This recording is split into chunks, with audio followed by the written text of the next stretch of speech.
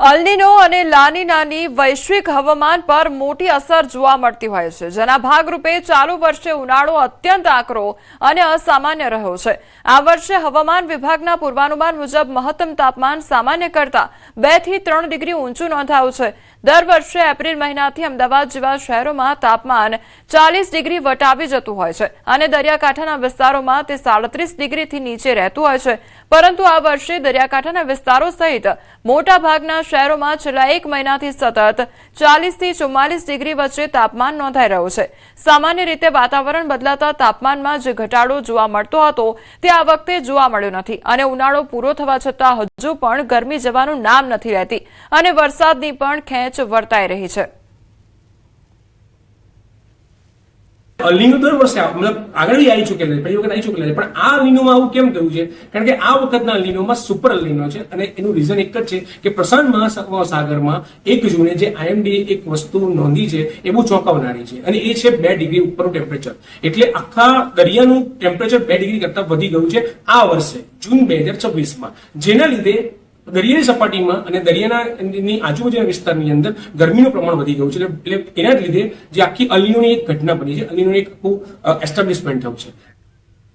સાબરકાંઠામાં ભગવાન શ્રી કૃષ્ણની મૂર્તિએ દૂધ પીધું હોવાના દાવા સાથે કેટલાક વિડીયો વાયરલ થયા છે। હિંમતનગર તેમજ તલોદના રામપુર કંપા વિસ્તારમાં ગત રાત્રે 9 થી 11 વાગ્યાની વચ્ચે બનાવ બન્યાનો દાવો કરવામાં આવી રહ્યો છે। તો વિડીયોમાં પ્રતિમા આગળ રાખવામાં આવેલું દૂધ આલોપ થતું જોવા મળી રહ્યું છે અને સોશિયલ મીડિયા અને ટેલિફોનિક વાતચીત મારફતે આ વાત ઝડપથી ફેલાતા અન્ય લોકો દૂધ અર્પણ કરીને દાવાની ચકાસણી કરવાનો પ્રયાસ કરવામાં આવ્યો હતો। જો કે ભગવાન શ્રી કૃષ્ણની પ્રતિમાએ દૂધ પીધું હોવાના વાયરલ વિડીયોની પુષ્ટિ નથી થઈ અને તેને લઈને સોશિયલ મીડિયા પર વિવિધ પ્રકારની ચર્ચાઓ જોવા મળી રહી છે। ન્યૂઝ 18 ગુજરાતી આ વાયરલ વિડીયોની પુષ્ટિ કરતું નથી। તો આ સમગ્ર મુદ્દે વિજ્ઞાન જાથાનું નિવેદન પણ સામે આવ્યું છે। આમાં કોઈ તથ્ય નથી તેવી જયંત પંડ્યા દ્વારા વાત કરવામાં આવી છે। આ કોઈ ચમત્કાર નથી તેવું પણ વિજ્ઞાન જાથા દ્વારા કહેવામાં આવી રહ્યું છે।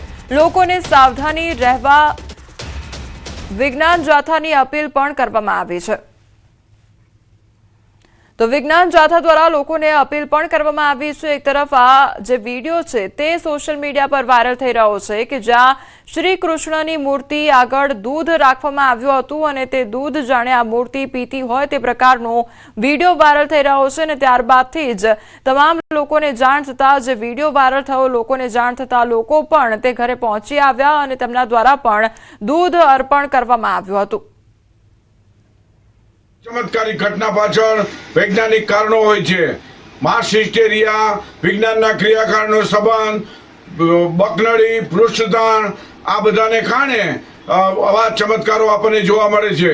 દ્રષ્ટિભ્રમ, વિભ્રમના કારણે પણ દૂધ છે કે પાણી પીતા હોય તે અદૃશ્ય જોવા મળે છે। માસ હિસ્ટેરિયા અને પૃષ્ઠતાણના કારણે આપણને દૂધ છે કે પાણી છે અદૃશ્ય જોવા મળે છે। ભગવાન શ્રી કૃષ્ણની શ્રદ્ધા રાખવી, ભક્તિ કરવી, પરંતુ અંધશ્રદ્ધાથી અંતે તો માનવીને જ નુકસાની થાય છે। માત્ર દૂધ છે, લોકોએ આવા દૂધથી અળગા રહેવા વિજ્ઞાન જાથા અપીલ કરે છે। અમદાવાદમાં JSRTC વર્કશોપના કર્મચારીઓ સાથે શારીરિક શોષણનો આરોપ સામે આવ્યો છે। કર્મચારીઓ સાથે શારીરિક શોષણને લઈને વિરોધ કરવામાં આવ્યો છે। કર્મચારીઓએ દાણી લીમડા પોલીસ સ્ટેશનમાં અરજી કરી અને વર્કશોપના DME હરીન રાવલ વિરુદ્ધ આક્ષેપ કરવામાં આવ્યો છે। કર્મચારીઓને ઘરે બોલાવી શારીરિક અડપલા કરતા હોવાના આક્ષેપ થઈ રહ્યા છે। તો DMEની અશ્લીલ હરકતનો વિડીયો સામે આવ્યો છે। DMEની હકાલપટ્ટીની માંગ યુવાઓએ અગાઉ પણ કરી હતી। અધિકારી વિરુદ્ધ શારીરિક શોષણના આક્ષેપ થયા હતા તો દાણી લીમડા પોલીસે અરજીના આધારે તપાસ શરૂ કરી છે। એમ કહીને મને અમારી જાતિ વિરુદ્ધ અને માં બેન સામું ગાળો બોલી અને મને લાફા અને પાટું મને માર્યા સાહેબે કે તમે ડ્રિંક કરો, સિગરેટો પીવો, પછી આપણે ડ્રિંક કરાવો જબરજસ્તી, ડ્રિંક કરાવીને પછી અમારી જોડે ગેરવર્તન કરે છે, આડેવડું ટચ કરે છે, અડબડા કરે છે, પછી અમને બેસાડે ત્યાં, પછી અમને ના પાડીએ ને કે ના સર અત્યારે એટલે આવું નહીં આ તે એવી રીતે ના પાડીએ ને તો અમને ધમકી આપે કે તને અહીં બદલી કરી દઈશું।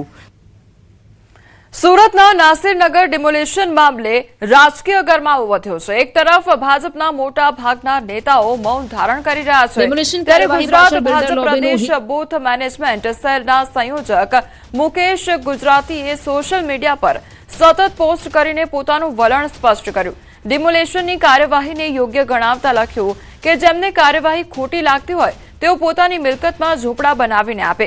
સાથે જ તેમણે આ મુદ્દે રાજકીય રોટલા શેકવાની ગંધ આવતી હોવાનો આક્ષેપ કર્યો હતો.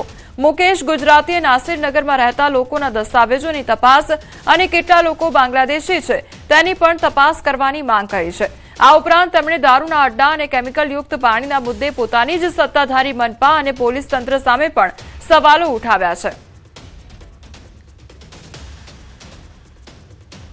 કચ્છ ભુજના માધાપર માર્ગ પર નર્મદા પાઇપલાઇનમાં ભંગાણ સર્જાયું. નર્મદાની મુખ્ય પાણીની પાઇપલાઇનમાં ભંગાણ સર્જાયું તો ભંગાણ પડતા 20 ફૂટથી વધુ ઊંચા પાણીના ફુવારા ઉડ્યા. વેડફાટ થતા પાણીમાં વાહન ચાલકોના વાહનો જે હતા તે પણ ધોવાઈ ગયા હતા. નર્મદાનું પાણી વેડફાતા લોકોમાં રોષ ફાટી નીકળ્યો છે. ભંગાણને પગલે મોટી માત્રામાં પાણીનો વેડફાટ થયો છે.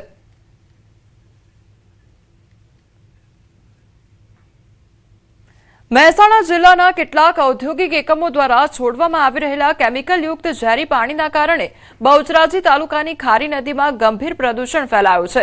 નદીનું પાણી કાળા શાહી જેવું બની જતા હજારો માછલીઓ અને જળચર જીવોના મોત નીપજ્યા છે, જ્યારે આસપાસના 50 જેટલા ગામોના ખેડૂતો અને પશુપાલકો મુશ્કેલીમાં મુકાઈ ગયા છે. દુર્ગંધયુક્ત ઝેરી પાણીના કારણે ઊભા પાકને નુકસાન થવાની પણ ભીતિ ઊભી થઈ છે અને પશુઓ પણ પાણી પીવાથી દૂર ભાગી રહ્યા છે. હવે સમગ્ર મામલે ગુજરાત પ્રદૂષણ નિયંત્રણ બોર્ડે પાણીના નમૂનાઓ લઈ તપાસ શરૂ કરી છે. કેમિકલયુક્ત કંપની છે, એ કંપનીમાંથી પાણી છોડવામાં આવે છે કેમિકલયુક્ત. એમાંથી ઘણા જીવજંતુઓ જે જળચર જે જીવજંતુ હોય છે એ મરી ગયા છે. પ્લસ બીજું કે જે ઢોર ઢોકરા આજુબાજુના ખેતરોમાં બધા પશુપાલનવાળા લોકો રહેતા હોય છે, તો જો ઢોર જો પાણી પીવા આવે તો પાણીના ગંધથી જ દૂર ભાગે છે. બરાબર, તો અમારી તો સરકાર જોડે એટલી જ માંગ છે કે આ કેમિકલયુક્ત પાણી બંધ કરાવો અને કંપની સામે કાયદેસરના પગલાં તમે લો. એક મહિનાથી અહીંયા અમે બધા ખૂબ હેરાન થઈએ છીએ, પણ છેલ્લા લાસ્ટ 15 દિવસથી એટલું કેમિકલયુક્ત પાણી અહીંયા અંદરથી પસાર થઈ રહ્યું છે, જેના કારણે અસંખ્ય માછલીઓ પાણીની અંદર તડપી અને મરી ગઈ છે. અહીંયા એટલી બધી દુર્ગંધ મારી રહી છે કે અહીંયા આપણે ઊભા રહી શકતા નથી. તો અહીંયા ખેડૂતો આવા પાણીથી સિંચાઈ કરી રહ્યા છે. તો સાહેબ, ખરેખર ખેડૂતોના પાકોમાં ખૂબ નુકસાન આવ્યું છે. બનાસકાંઠાના કુંભાસણ ગામમાં ગૌચર જમીન બચાવવા માટે ગ્રામજનોએ હવે આર પારની લડાઈ શરૂ કરી છે. જેટકોના 765 કેવી સબસ્ટેશન માટે ગામની ગૌચર જમીન ફાળવવાના પ્રસ્તાવ સામે ખેડૂતો પશુપાલકો મોટી સંખ્યામાં પાલનપુર કલેક્ટર કચેરીએ પહોંચ્યા હતા. ગ્રામજનોનું કહેવું છે કે ગ્રામસભામાં સર્વાનુમતે વિરોધનો ઠરાવ પસાર થયા છતાં પ્રસ્તાવ આગળ વધતા ગ્રામજનોમાં ભારે રોષ જોવા મળી રહ્યો છે. ગૌચર બચાવો, પશુધન બચાવોના નારા સાથે ગ્રામજનોએ વહીવટીતંત્રને આવેદનપત્ર પાઠવી ગૌચર જમીન બચાવવાની માંગ કરી છે. સ્થાનિકોનું કહેવું છે કે આ લડત માત્ર એક ગામ પૂરતી સીમિત નથી. આસપાસના ગામડાના પશુપાલકો પણ અહીંની ગૌચર જમીન પર નભે છે. જો રજૂઆત છતાં પ્રશાસન માંગ ધ્યાને નહીં લે તો ગ્રામજનો પોતાના પશુઓ સાથે કલેક્ટર કચેરીએ હલ્લાબોલ કરશેની ચીમકી પણ ઉચ્ચારવામાં આવી છે. અમારા કુંભાસણ ગામે ગૌચરની જમીન જે પંચાયત હસ્તક આવેલી છે, જેનો સર્વે નંબર 9 1281 ને 1517 છે. સદરૂ સર્વે નંબરમાંથી જેટકોને લગભગ 150 વીઘા જેવી જમીન એ અમારા અગાઉના સરપંચશ્રીએ ઠરાવ કરીને આપી હતી, પણ ગામ લોકોનો વચ્ચે વિરોધ થતો સરપંચશ્રીએ ઠરાવ રદ કર્યો છે. ગ્રામસભાએ બી ઠરાવ રદ કર્યો છે. એના પછી આખા ગામની વસ્તી ભેગી થઈ હતી અને ગામ સામૂહિક પણ માગણી કરી છે કે ભાઈ જેટકોને જે આપેલી જમીન છે એ રી આપણે રદ થવી જોઈએ. અને અમારા ગામનું ગૌચર જે અમારી ઘણી પેઢીઓથી એના પર નિર્ભય છે, એનો નિભાવ એના પર ગાયો રાખીને કરે છે, પશુપાલન રાખીને. એ જ ગૌચર જેટકો કંપનીને આપવામાં આવે તો અમારા લોકોનો જે આજીવન જીવિકા છે એને બહુ તકલીફ પડે એવું છે.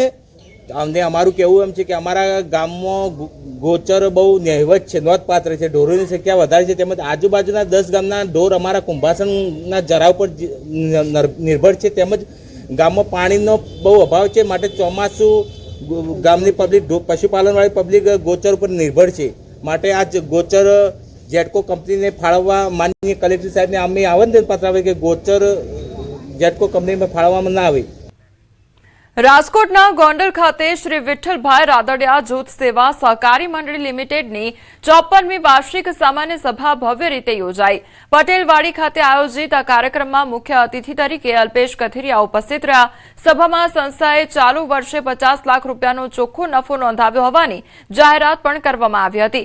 સાથે જ સહકારી ક્ષેત્રોને વધુ મજબૂત બનાવવા, ખેડૂતો અને મહિલાઓને આર્થિક રીતે સશક્ત બનાવવા તેમજ વિકસિત ભારત 2047ના સપનાને સાકાર કરવા સહકારી માળખાની ભૂમિકા અંગે વિસ્તૃત ચર્ચા કરવામાં આવી। સેવા સહકારી મંડળીની 54મી વાર્ષિક સાધારણ સભામાં ઉપસ્થિત થઈ સૌ ખેડૂતોને મળવાનું થયું, આગેવાનોને મળવાનું થયું અને આવા જ સહકારી માધ્યમથી, સહકારી મંડળીના માધ્યમથી ખેડૂતની ખેતીલક્ષી અને સંલગ્ન પ્રવૃત્તિઓનો ખૂબ વિકાસ થાય, ખૂબ પ્રગતિ થાય અને સૌ ખેડૂતો સમૃદ્ધ બને અને સહકારી ક્ષેત્રનું જે માળખું છે, એનો જે હેતુ છે કે સહકારથી સમૃદ્ધિ એ સફળ થાય એવી મા ઉમા ખોડલના ચરણોમાં પ્રાર્થના કરું છું। અહીંયા જે અમારી ચર્ચા થઈ એ સહકાર મંત્રાલયના 5 વર્ષ ઉજવણીની, ટ્રેનિંગની, શિક્ષણની અને એક વસ્તુ જે સામે આવી એ કે આ મંડળી 50 લાખનો ચોખ્ખો નફો કર્યો છે, બિઝનેસ કરે છે, કોઓપરેટિવ બહુ સારી રીતે અહીંયા કામ કરે છે, અમને પાસે ભંડારણની સુવિધા છે, બિઝનેસ સ્ત્રોત છે, એના બદલ બધા સભાસદને હું કોંગ્રેચ્યુલેશન્સ આપું। વિદેશમાં મુશ્કેલીમાં મુકાયેલી બોરસદની 2 દીકરીઓ આખરે સુરક્ષિત રીતે વતન પરત ફરી છે।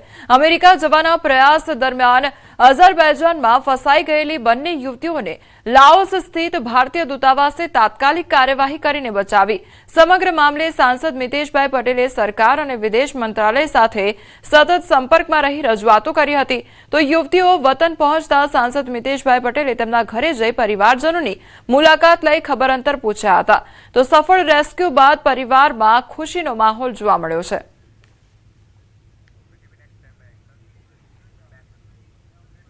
ગીર સોમનાથના ગીર ગઢડાના થોરડી ગામે દીપડાના હુમલાની વધુ એક ઘટના સામે આવી। કેળાના બગીચામાં કામ કરી રહેલા કાકા ભત્રીજા પર અચાનક દીપડાએ હુમલો કર્યો તો હુમલામાં બંને ગંભીર રીતે ઇજાગ્રસ્ત થયા હતા। ઇજાગ્રસ્તોને પહેલા ગીર ગઢડા હોસ્પિટલ અને ત્યારબાદ વધુ સારવાર માટે ઉનાની ખાનગી હોસ્પિટલમાં ખસેડવામાં આવ્યા છે। ઘટનાની જાણ થતાં વન વિભાગની ટીમ સ્થળ પર પહોંચી હતી અને દીપડાને પાંજરે પૂરવા માટે કવાયત હાથ ધરી છે। બનાવ બાદ સમગ્ર વિસ્તારમાં ભયનો માહોલ પણ છવાઈ ગયો હતો તો ગ્રામજનોએ વન વિભાગ પાસે વધુ અસરકારક પગલાં લેવાની માંગ કરી છે।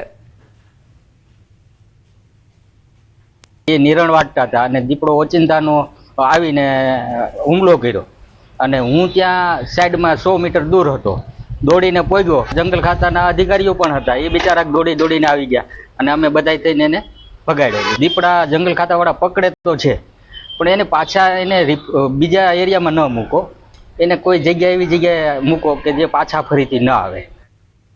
ગીર સોમનાથમાં સેલ્ફી લેતા કિશોરનો વિડીયો વાયરલ થયો છે। સિંહ સાથે સેલ્ફી લેતા હોવાનો વિડીયો વાયરલ થયો છે તો વિડીયો ગીર ગઢડા પંથકના ગામનો હોવાનું અનુમાન લગાવવામાં આવી રહ્યું છે। સિંહોની નજીક જઈ જીવના જોખમે સેલ્ફી લેતા કિશોરનો આ વિડીયો હવે ચર્ચાનો વિષય બન્યો છે। વિડીયો વાયરલ થતા સિંહોની સુરક્ષા અને વન વિભાગની જાગૃતિ અંગે ફરી એકવાર સવાલો ઉભા થયા છે। વન વિભાગે મામલાની તપાસ કરી જરૂરી કાર્યવાહી કરવાની માંગ પણ ઉઠી છે।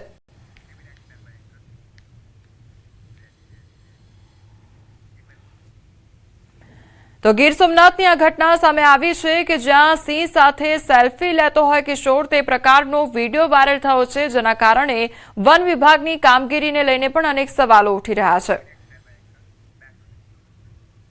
જૂનાગઢમાં ખુલ્લા કૂવામાં ખાબક્યું હતું સિંહબાળ, ત્યારે માંગરોળના કુકસવાડા ગામની આ ઘટના સામે આવી છે। સિંહબાળ કૂવામાં ખાબકતા વન વિભાગને જાણ કરવામાં આવી તો વન વિભાગે સિંહબાળનું રેસ્ક્યુ કરી સીમર એનિમલ કેર સેન્ટર ખસેડવામાં આવ્યું હતું। અવારનવાર કુકસવાડા નજીક સિંહોની અવરજવર જોવા મળતી હોય છે તો રેસ્ક્યુ કરાયેલા સિંહબાળની સ્થિતિ તંદુરસ્ત જોવા મળી રહી છે। અરવલ્લીના મેઘરજ શહેરમાં રખડતા આંખલાઓનો આતંક સતત વધી રહ્યો છે। એક જ દિવસમાં 2 અલગ અલગ સ્થળે આંખલાઓ વચ્ચે ભયંકર જંગ થતા સ્થાનિકોમાં દહેશત ફેલાઈ ગઈ હતી. રહેણાંક વિસ્તારમાં થયેલા આખલાઓ વચ્ચે યુદ્ધ જેવી સ્થિતિને કારણે લોકોમાં ભારે ભય જોવા મળ્યો હતો. મુખ્ય બજાર માર્ગ પર આખલાઓ બાખડતા રસ્તા પર પાર્ક કરેલી એક બાઇકને પણ નુકસાન થયું. અવારનવાર થતી ઘટનાને પગલે સ્થાનિકોમાં તંત્ર સામે રોષની લાગણી જોવા મળી રહી છે. લોકોનું કહેવું છે કે કોઈ મોટી દુર્ઘટના સર્જાય તે પહેલા તંત્ર તાત્કાલિક કડક કાર્યવાહી કરે તે ખૂબ જરૂરી છે. આળસ ખંખેરીને કામે લાગી જાઓ, અધિકારીઓને આ ટકોર કરી છે રાજ્યકક્ષાના મંત્રી રમેશ કટારાએ. અને ગોધરા ખાતે યોજાયેલા વિકસિત ભારત સંકલ્પ સંમેલનમાં રાજ્યકક્ષાના રમેશ કટારાએ અધિકારીઓને આળસ છોડી કામ કરવાની આડકતરી રીતે કડક ટકોર કરી હતી. પીએમ મોદીના નેતૃત્વવાળી સરકારની લોક કલ્યાણની વિવિધ યોજનાઓનો ઉલ્લેખ કરતા તેમણે જણાવ્યું કે મોદી સાહેબ જનતા માટે ઘણી યોજનાઓ આપે છે. મંત્રીશ્રીએ જેનું ખાઈએ તેનું ગાઈએ એવું સચોટ દ્રષ્ટાંત આપીને સ્પષ્ટ શબ્દોમાં સંભળાવ્યું હતું કે કામમાં સહેજ પણ આળસ રાખ્યા વિના ફરજ તો પૂરી નિષ્ઠાથી બજાવવી જ પડશે, જેથી સરકારની યોજનાઓ છેવાડાના માનવી સુધી પહોંચી શકે.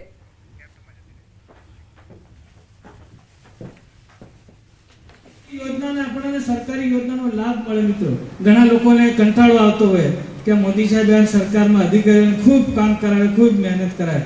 મિત્રો એટલો બધો પગાર પણ આપે એટલે કામ તે કરવામાં આળસ ક્યારે નહીં રાખવી.